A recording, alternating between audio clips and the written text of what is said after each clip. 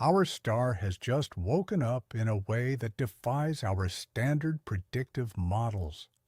In a span of time so short, it has left astronomers scrambling to recalibrate their instruments.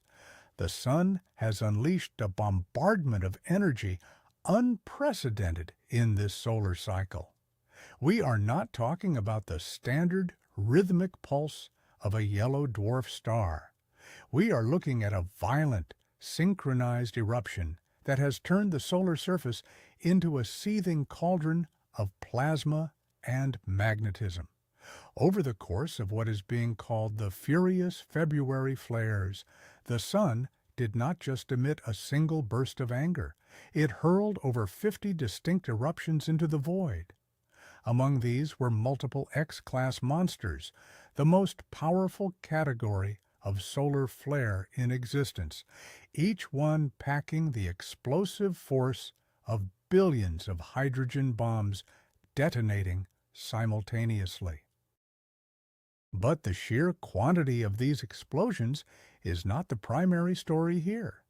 If we look closer at the telemetry coming from our solar observatories, a disturbing pattern emerges from the chaos.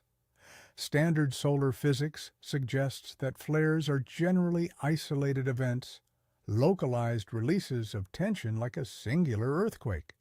However, the data from this new cluster suggests we are witnessing a phenomenon known as a magnetic avalanche. This implies that the Sun is not just firing random shots, but that one instability is triggering a chain reaction, creating a cascading failure of magnetic containment across the stellar surface. This changes everything we thought we knew about the upper limits of solar activity. To understand the magnitude of what is happening right now, we have to strip away the bright glare of the visible spectrum and look at the Sun through the eyes of our most advanced instruments. Imagine looking down at a vast ocean of fire where the fluid is not water, but superheated gas charged with electricity. This is plasma. Anchored in this churning ocean are magnetic field lines, invisible tethers that arc out into space and loop back down, trapping hot plasma in blindingly bright arches. Under normal conditions, these fields twist and turn as the Sun rotates. Because the Sun is a fluid body, its equator spins faster than its poles, causing these magnetic lines to wind up, stretch, and tangle. Think of a rubber band being twisted by a machine that never stops. Eventually, the tension becomes too great. The rubber band snaps. In the environment of the Sun, when these magnetic field lines snap and realign into a new configuration, they release the energy stored in that tension. This process is called magnetic reconnection, and it is the engine that drives a solar flare. When that snap happens, the energy does not just disappear. It is converted instantly into heat and kinetic energy, accelerating particles to near light speed and heating the surrounding plasma to tens of millions of degrees, making these loops hotter than the core of the star itself. What makes the furious February event so anomalous is the location and the timing of these snaps. The eruptions are originating primarily from a hyperactive sunspot region designated by astronomers as Active Region 4366. A sunspot is essentially a magnetic cap, a place where the magnetic field is so strong it inhibits convection from below, creating a cooler, darker patch on the surface. But Active Region 4366 is not just a dark spot. It is a complex, tangled knot of magnetic polarity that is currently pointing directly at Earth. The data indicates that the magnetic architecture of this region is critically unstable. In a standard model, a flare releases tension, allowing the region to relax, much like a fault line settling after a quake. But in this magnetic avalanche scenario, the release of energy in one loop is destabilizing its neighbor. Imagine a room filled with mousetraps, each loaded with a ping-pong ball. If you throw one ball in, it triggers a trap, which launches another ball, which triggers two more traps. This is the cascading nature we are observing. The initial X-class flare did not clear the deck. It seemingly shook the foundation of the surrounding magnetic fields, causing them to collapse in rapid succession. This presents a fascinating and somewhat alarming puzzle for heliophysicists. If the Sun is capable of these self-propagating chains of destruction, it implies a level of interconnectivity beneath the solar surface that our current models do not fully account for. It suggests that the magnetic roots of these sunspots are linked deep within the convection zone, allowing stress to transfer laterally across the star. We are seeing a domino effect on a stellar scale. As we analyze the light curves from these eruptions, we see jagged, climbing spikes of intensity. An X-class flare is defined by its X-ray brightness. It is a logarithmic scale, much like the Richter scale for earthquakes. An X2 is twice as powerful as an X1. An X10 is 10 times as powerful. The flares emerging from active region 4366 are pushing the upper boundaries of this scale. The ultraviolet radiation blasted out by these events travels at the speed of light, reaching Earth in just over 8 minutes. This means that by the time our warning satellites detect the flash, the radiation is already ionizing the top of our atmosphere. But why is this happening now? We are currently approaching the solar maximum, the peak of the Sun's 11-year activity cycle. During this phase, the Sun's magnetic field is in the process of flipping. The north and south magnetic poles trade places. This global upheaval creates a chaotic environment where sunspots become more frequent and more complex. However, the intensity of this particular cycle has exceeded predictions. Early forecasts suggested a mild solar maximum. The reality of active region 4366 proves that the Sun is far more volatile than we anticipated. This discrepancy between our models and the reality of the star is where the true science begins. We are seeing energy spikes that are not just random noise. They are signatures of a system under immense stress. The magnetic avalanche theory could explain why we see clusters of extreme events rather than a smooth distribution. It suggests that the Sun stores energy over long periods, building up a reservoir of magnetic tension that, once breached, pours out in a catastrophic deluge. If you want to keep tracking these developments as we parse through the incoming data from this solar maximum, make sure you are subscribed to this feed. We are monitoring the active region hour by hour, and the situation is evolving rapidly. Let us look deeper into the physics of the avalanche itself. The concept relies on the idea of a critical threshold. In a sand pile, you can drop grains of sand one by one, and nothing happens. The pile grows, but eventually the pile reaches a critical slope. One single grain of sand, indistinguishable from the millions before it, causes a landslide that reshapes the entire pile. This is what we believe is happening in the solar corona. The magnetic fields in active region 4366 reached a state of self-organized criticality. The first flare was the grain of sand that caused the collapse. This mechanism is terrifyingly efficient at releasing energy. In a typical isolated flare, the energy release is constrained by the local magnetic topology. But in an avalanche, the energy release can tap into the stored tension of the entire active region. This explains why we are seeing not just one, but multiple X-class flares in such short succession. The system is trying to find a new equilibrium, but the violence of the process keeps pushing it further into chaos.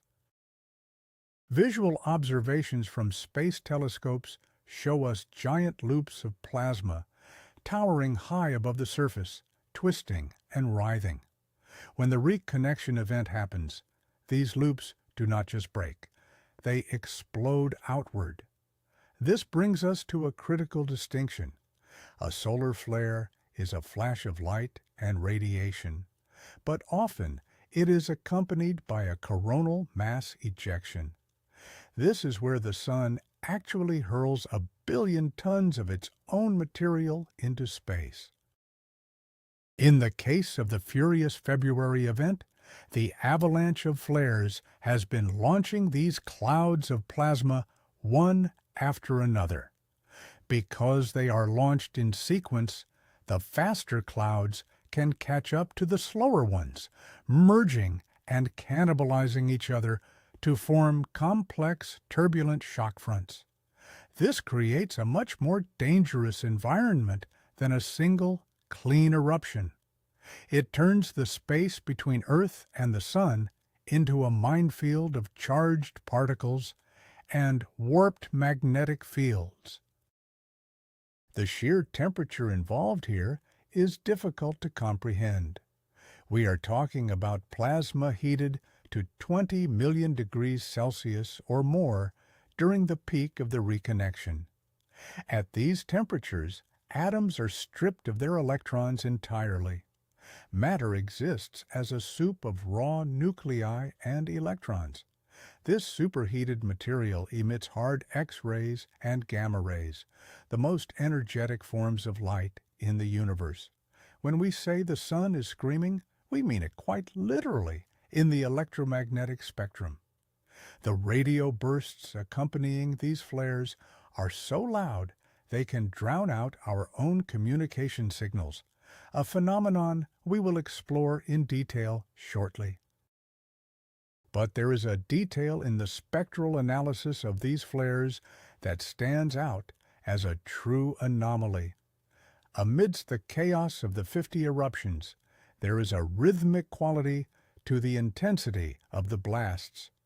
Some researchers are looking at the timing between the major X-class peaks and finding a harmonic resonance.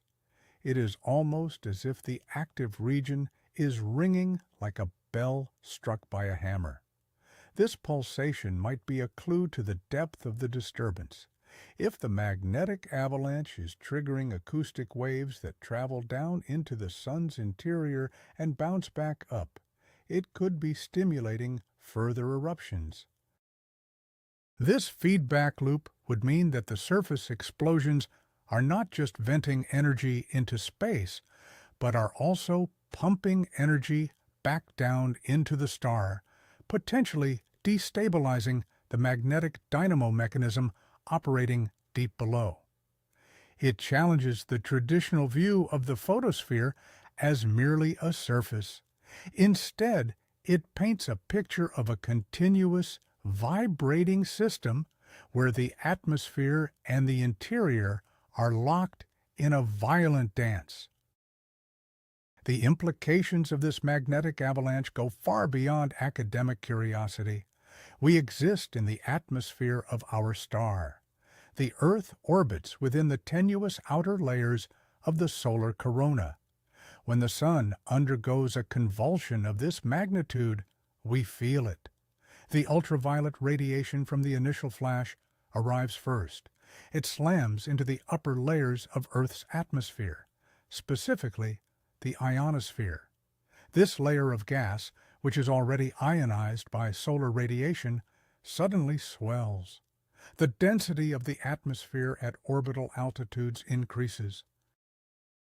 For a satellite in low Earth orbit, this is like suddenly running into a wall of wind. Drag increases, orbits decay, but the more immediate effect is on the chemistry of the upper atmosphere. The influx of X-rays strips electrons from atoms at a massive rate, changing the electrical conductivity of the sky above our heads. This is the first ripple of the tsunami. However, the avalanche anomaly suggests something more concerning than just a temporary disruption. If the Sun has entered a phase of cascading instability, we can no longer rely on the probability models that govern our space weather forecasts. Those models are built on the assumption of independent events. If event A triggers event B and event B amplifies event C, the probability of a catastrophic superflare increases exponentially. We are looking at a loaded gun where the trigger mechanism is far more sensitive than we believed. This brings us to the edge of the mystery. We observe the flash. We measure the radiation.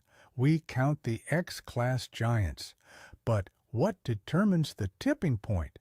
Why did active region 4366 become the site of this avalanche, while other sunspots remain relatively stable? Is there a hidden variable in the solar magnetic field, a stealth trigger that we cannot see with our current magnetograms?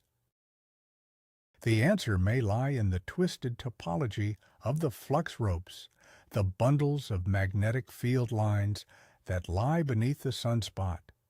New theories suggest that these ropes can become kinked like a knotted phone cord. If the kink becomes tight enough, it creates a point of infinite stress.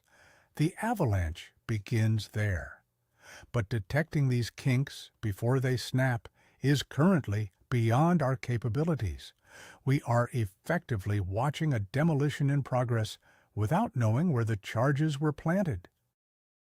As we stare into the blinding heart of this active region, we are witnessing the raw, unbridled power of magnetism in a way that can barely be replicated in laboratories on Earth. The energy density is staggering, and remember, all of this is happening on a sphere of gas 109 times the diameter of Earth. The scale of the furious February flares is planetary. The loops of plasma are large enough to fly the entire Earth through without touching the sides. We have established that the Sun has broken its own rules. We have identified the magnetic avalanche as the likely culprit for this cluster of violence. We know that active region 4366 is the barrel of the gun, but knowing the mechanics of the explosion is only the first step. To understand the true weight of this situation, we have to turn our backs to the Sun and look at the target. Because while the light has already arrived, the bulk of the mass, the heavy artillery of the solar storm, is still traversing the void. The avalanche did not just produce light. It launched a dense, magnetized cloud of particles that is currently racing toward us at millions of miles per hour. And unlike the light, which washes over us and passes, this cloud carries a magnetic field of its own. When that alien magnetic field collides with the magnetic shield of our own planet, the interaction will not be a simple deflection. It will be a violent merging of forces that could shatter the delicate technological shell we have built around our world. The anomaly of the avalanche suggests that this incoming storm is not a single wave, but a chaotic, multi-layered impact event. We need to understand exactly what happens when that solar hammer strikes the anvil of Earth's magnetosphere. The data indicates that the first shockwave is just hours away. The invisible shock wave is no longer just a prediction on a screen. The first wave of high-energy protons has already bridged the 93 million-mile gap, arriving well ahead of the slower, heavier plasma clouds. This is the precursor, the silent radiation storm that acts as the vanguard for the chaos to follow. While the visible flash of the flares arrived at the speed of light, these subatomic particles, accelerated to a significant fraction of that speed by the violence of the magnetic avalanche, are currently peppering the orbital environment. To understand the mechanics of the collision about to unfold, we must visualize the architecture of space between the Earth and the Sun. It is not empty. It is filled with the solar wind, a tenuous stream of particles blowing outward. The coronal mass ejections launched by active region 4366 are plowing through this wind like a supersonic jet through still air. Because the flares occurred in a cascading sequence, we are witnessing a phenomenon known as a cannibal coronal mass ejection. The later eruptions, moving faster because the path has been cleared by the earlier ones, are catching up to and merging with the initial clouds. This merging process does something critically dangerous. It compresses the plasma, it increases the density, and, more importantly, it intensifies the magnetic field trapped within the cloud. When this complex, cannibalized shock front slams into the Earth, it encounters our planet's own magnetic shield, the magnetosphere.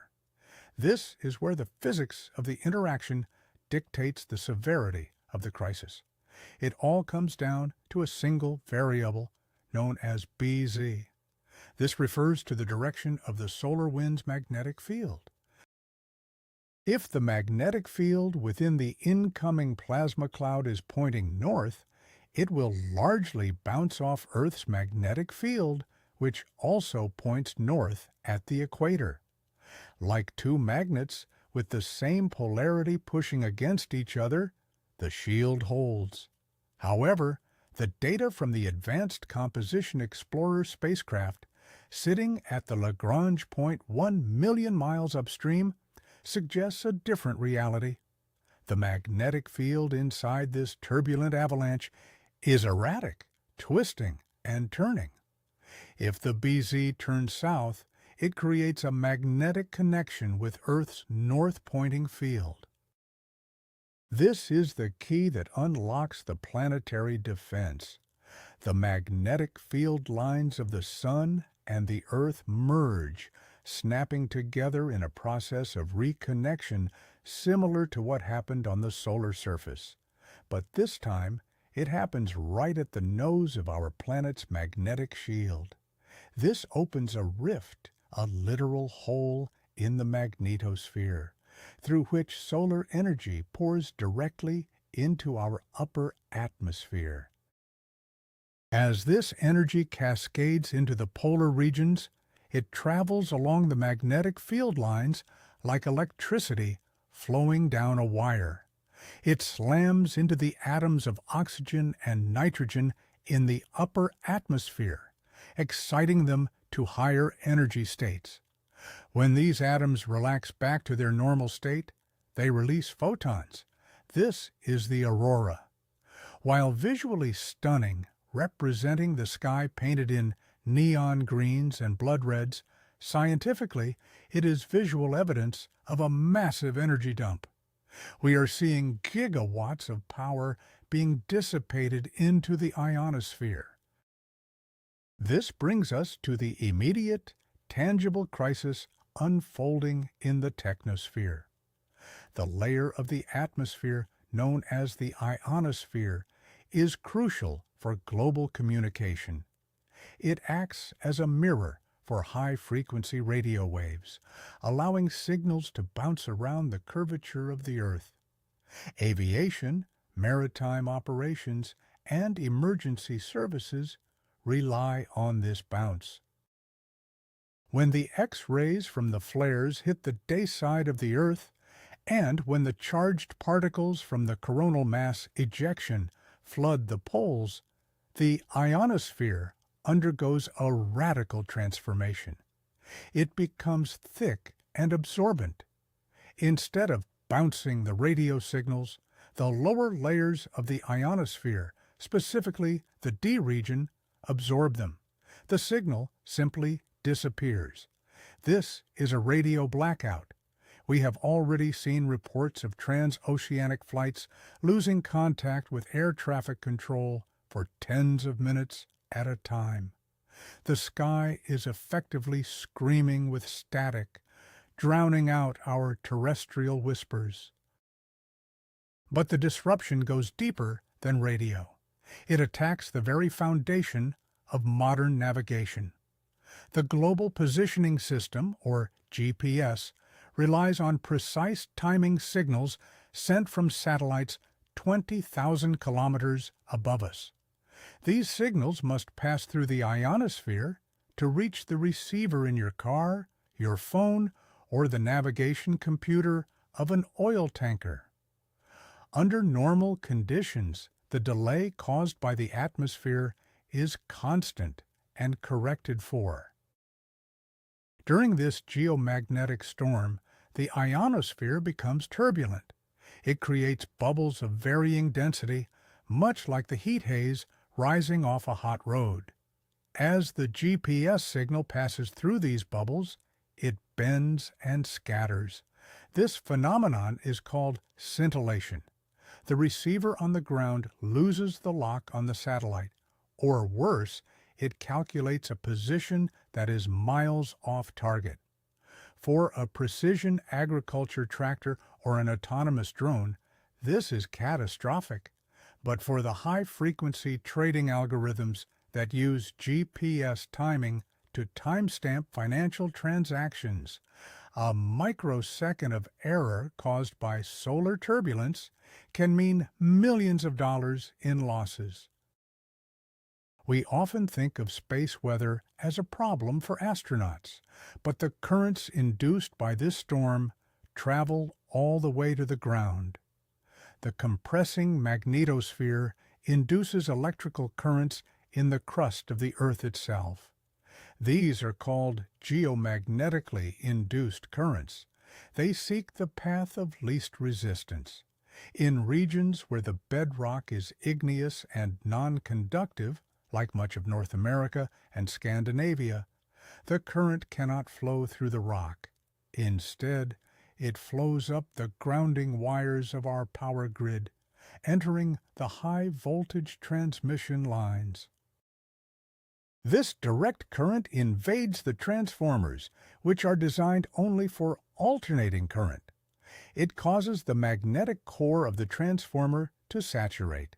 They overheat. They vibrate. In extreme cases, they can melt or explode. We are currently seeing voltage instabilities across high-latitude power grids as grid operators struggle to balance the load against these phantom currents surging from the ground. The auroral oval is expanding toward the equator, a visual warning that the currents are reaching further south, threatening infrastructure that is rarely hardened against such magnetic assaults.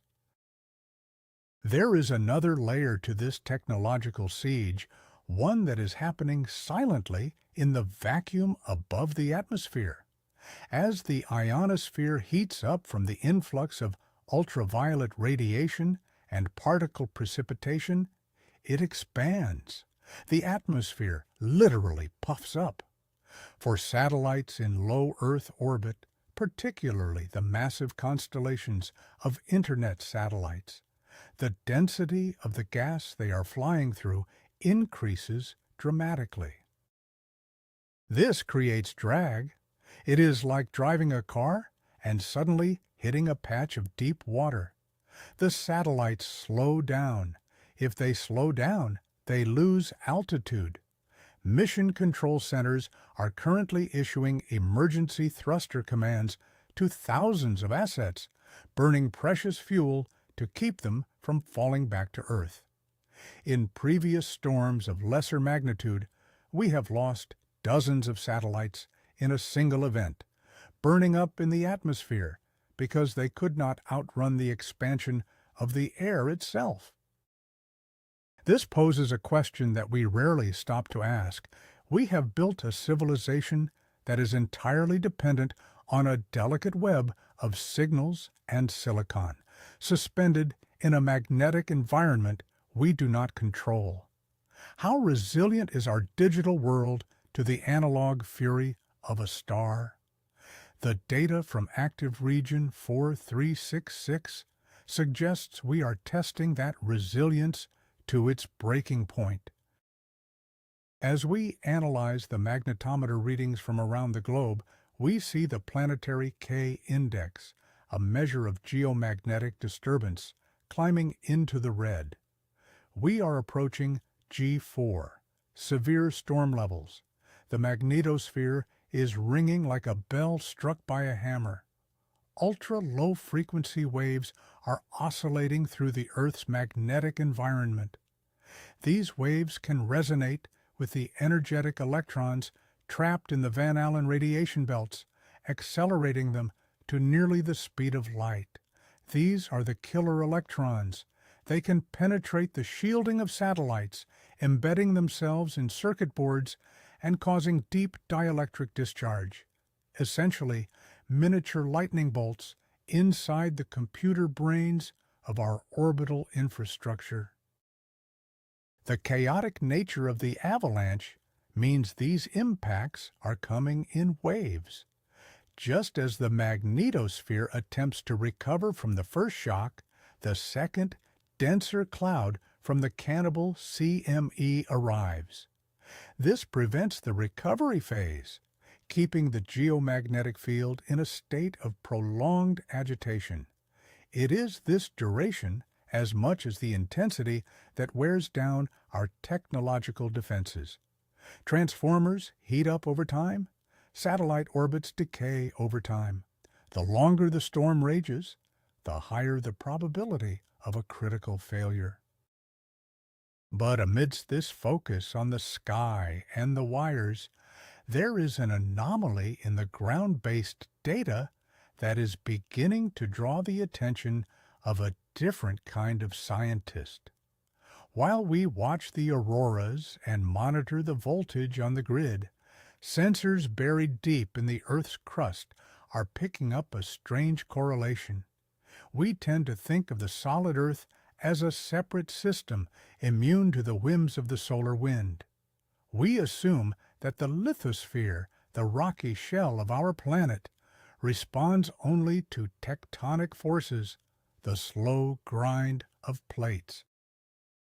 However, the magnetic avalanche is dumping terawatts of energy into the ionosphere, which is electrically coupled to the ground. The telluric currents flowing through the crust are spiking in rhythm with the solar pulsations, and coincidentally, or perhaps not, seismographs in fault zones located at high latitudes are registering unusual microtremors. These are not standard tectonic shifts. They possess a frequency signature that matches the ultra-low frequency magnetic pulsations measured in space. Could the electrical stress being applied to the Earth's crust be acting as a trigger for geological events? We know that injecting fluid into fault lines can lubricate them and cause quakes. Can injecting massive electrical currents do the same? The Standard Model says no, but the Standard Model also said the sun shouldn't be firing 50 flares in a week. As we turn our attention from the failing GPS signals and the static-filled radio bands, we have to look down at the ground beneath our feet. The magnetic storm is not just an atmospheric event. It is a planetary event, and the sheer amount of energy being transferred from the solar wind into the Earth system raises a terrifying possibility. If the storm continues to intensify, if the next wave of the avalanche strikes with a south-pointing magnetic field that cracks the shield wide open, could the solar fury do more than just turn off the lights? We are seeing hints of a coupling mechanism that links the ionosphere to the lithosphere, a connection that implies the sun can reach down and shake the very foundations of the planet. The data is noisy, controversial, and absolutely critical to understand before the peak of the storm arrives. Because if this correlation holds, the danger is not just overhead, it is seemingly everywhere. To see the evidence for this seismic connection, we have to look at the historical data from previous solar maximums and compare it with the tremor swarms we are detecting right now.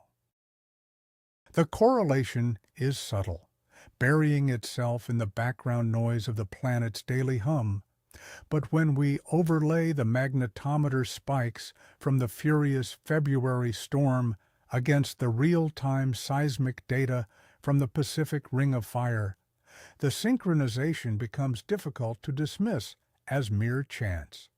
We are looking at a phenomenon that challenges the rigid separation between heliophysics and geology.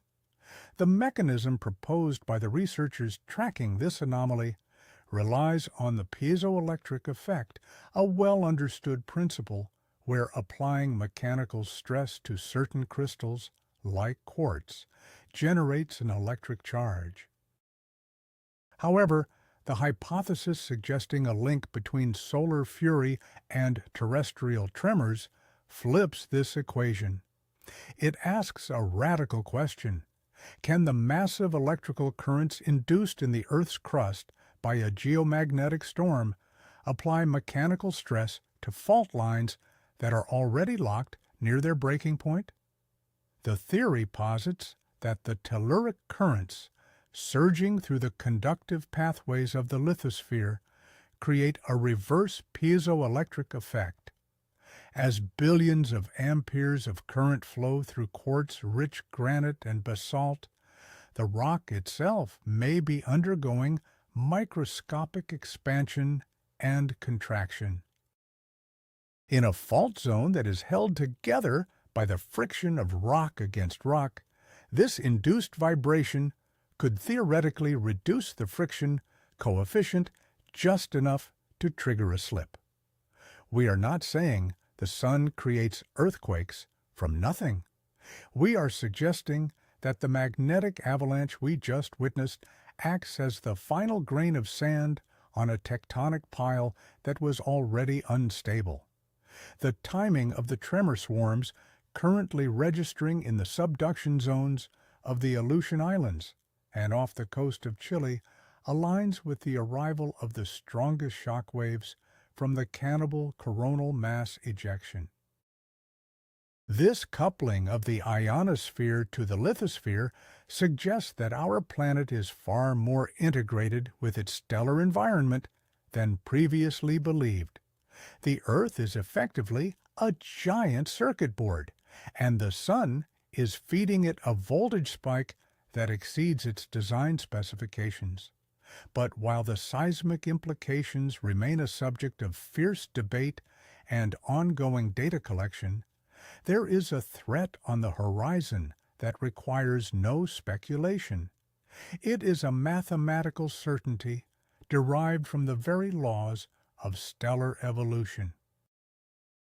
The avalanche of 50 flares we have just analyzed is likely not the finale of this solar performance.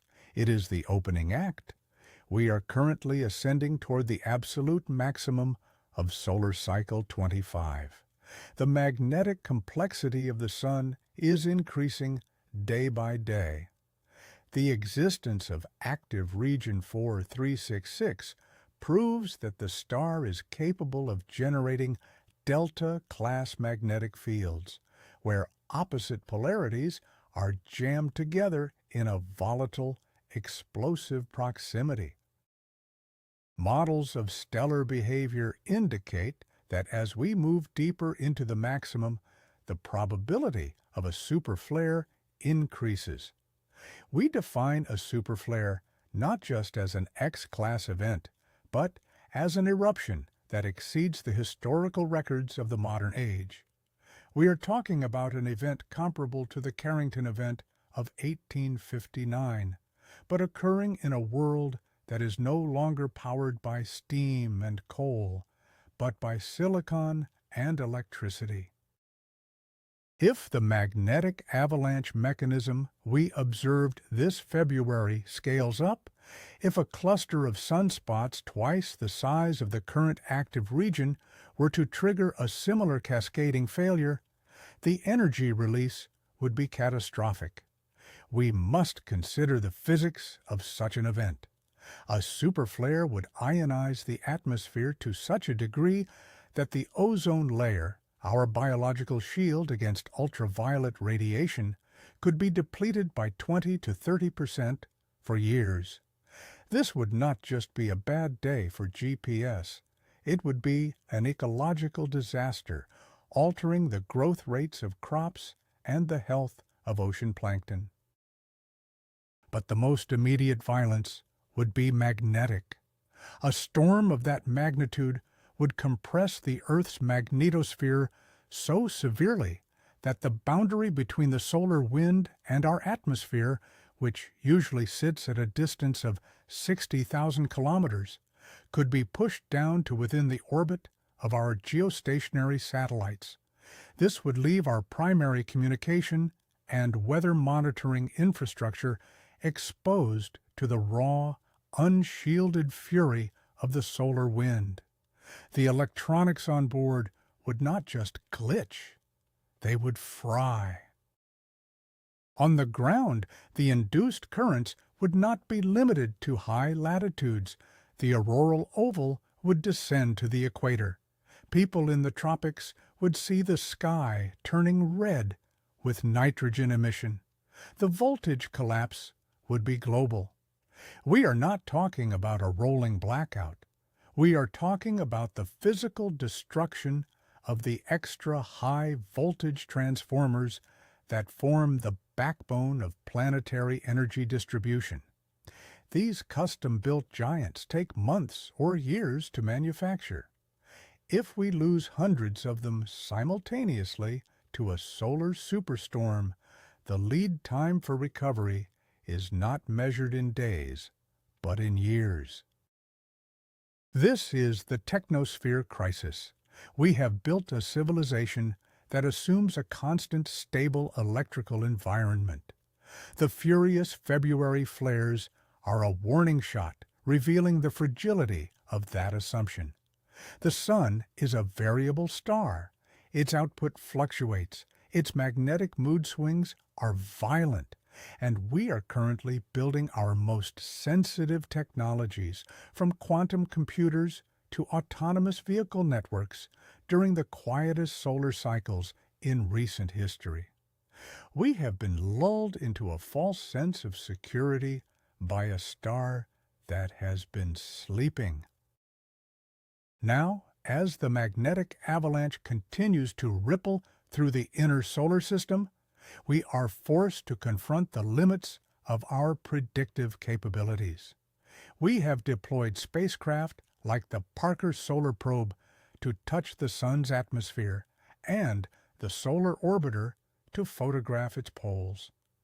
These missions are sending back terabytes of data that act as the puzzle pieces for a new model of solar physics. We are learning that the magnetic reconnection events are fractal. They happen on the scale of centimeters and on the scale of gigameters. The mystery that remains, the one that keeps heliophysicists awake at night, is the question of the missing energy. When we sum up the energy of the light, the particles, and the magnetic disturbances, it often does not equal the total magnetic energy lost from the sunspot. Where does the rest go?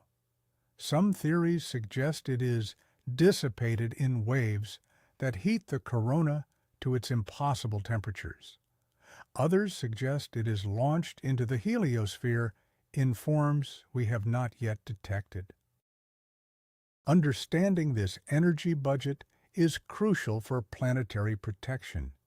If we can identify the magnetic signature that precedes an avalanche, the telltale twitch of the flux ropes before they snap, we might gain valuable hours of warning time. Currently, we rely on the flash of light to know a flare has happened. In the future, with advanced artificial intelligence analyzing the magnetograms of the solar surface in real time, we might be able to predict the eruption before the first photon is released. This would allow grid operators to decouple the transformers, ground the satellites, and put the technosphere into a safe mode. It would turn a civilization-ending catastrophe into a manageable inconvenience. But we are not there yet. The algorithms are learning, but the sun is teaching them new lessons with every eruption.